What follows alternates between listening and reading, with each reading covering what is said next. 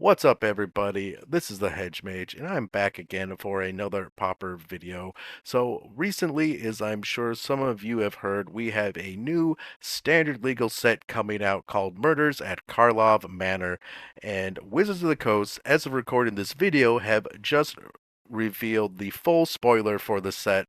So we're getting to see all the new commons coming into the Pauper format. So in this video, I'm going to be going over my top 3 picks of the best colorless or multicolored cards coming into the format.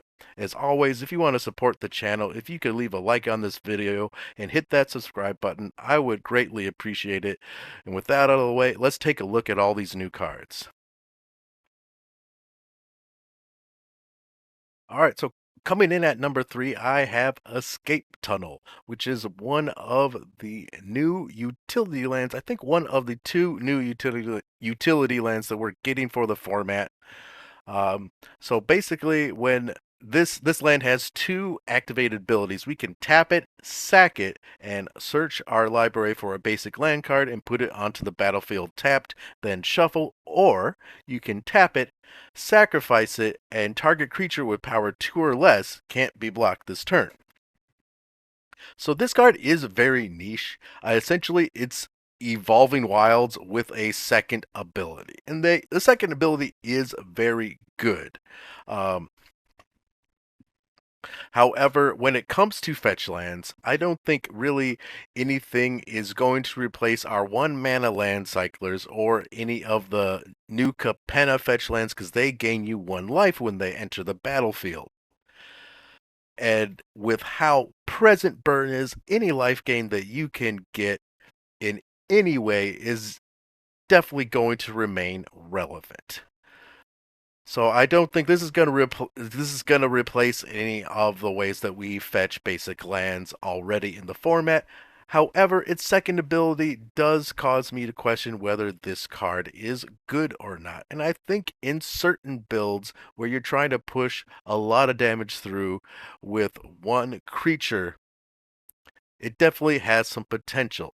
Now, but with this, it's all about timing, since it has to have power 2 or less at the time when you activate that second ability. So possibly Gates could use this card, but I don't really see this card becoming a staple by any means. Though it is interesting. I think it has some potential. So I guess for right now, we're just gonna have to wait and see.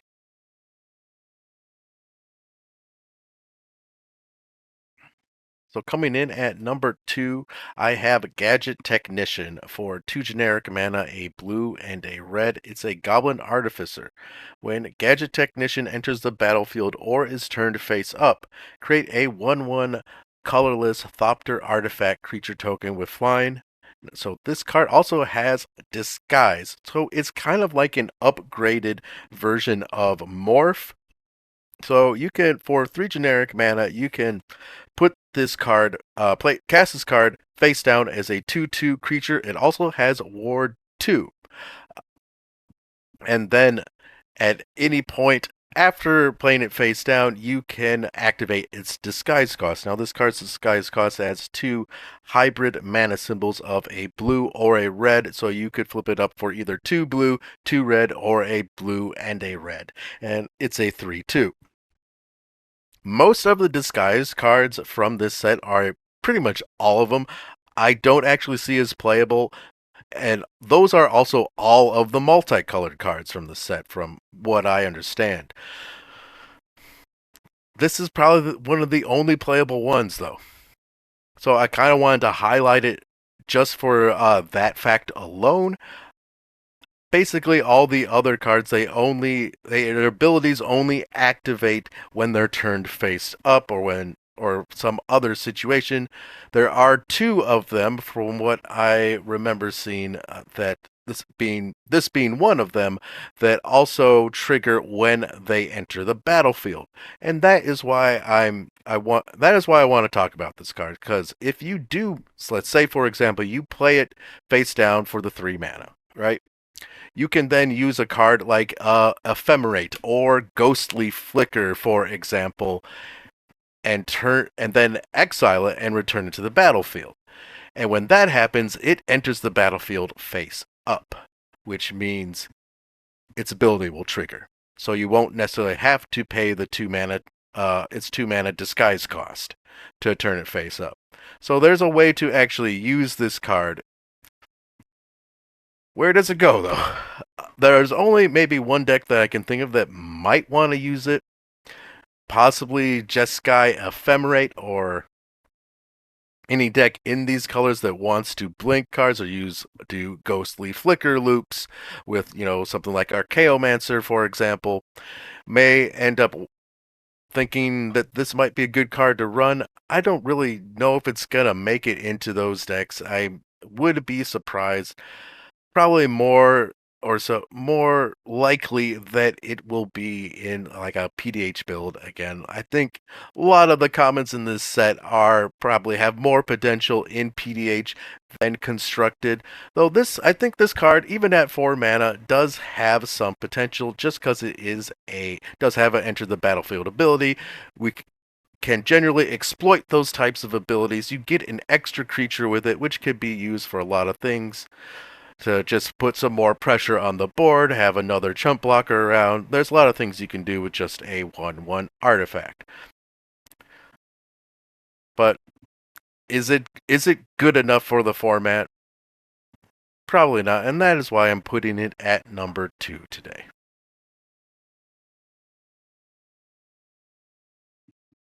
All right, and my number 1 card from all the new colorless and multicolored cards that are coming out in this set has to be Gravestone Strider. Now, this card costs 2 generic mana. It's an artifact creature that's a golem.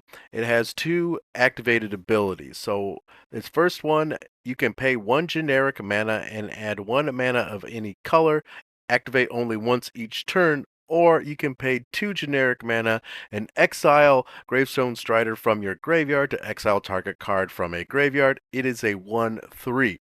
I think this card is really, really good. It does kind of a lot. However, the main downside of it is that it's only really good in Tron, at least in my opinion. I think especially a deck like Ultratron could really use this card to their advantage since it does synergize with their deck quite a bit. So basically, if they have Ashnod's Altar and this card out in the battlefield, when your opponent is trying to create an infinite loop, either with like Ghostly Flicker or with Putrid Goblin, like in Mogwarts, you can respond by sacrificing this creature with the altar, then generating 2 generic mana. And now it's in your graveyard. So now you can spend that 2 generic mana that you just created and exile the card that they are trying to combo off with, because that card will at that point usually be in their graveyard. And that's why this card is good. But then again, it's only really good in Tron. I'm honestly pretty excited about this card. I definitely want to work it into my Alter Tron list. So yeah, this card is great. I think it's a really good addition to the format. Definitely one of the best cards that we're getting in either multicolored or in colorless cards. And honestly, there isn't a whole lot of new stuff from either section there. We don't generally get a lot of that in new sets anyway, so it's kind of to be expected. But anyways, that's gonna do it for me today, guys. I'd like to hear from you though. What do you think are the best colorless and multicolored cards? Are there any cards that I didn't cover today that you think should have made it into the list? Let me know in the comment section below, and I will see you all next time.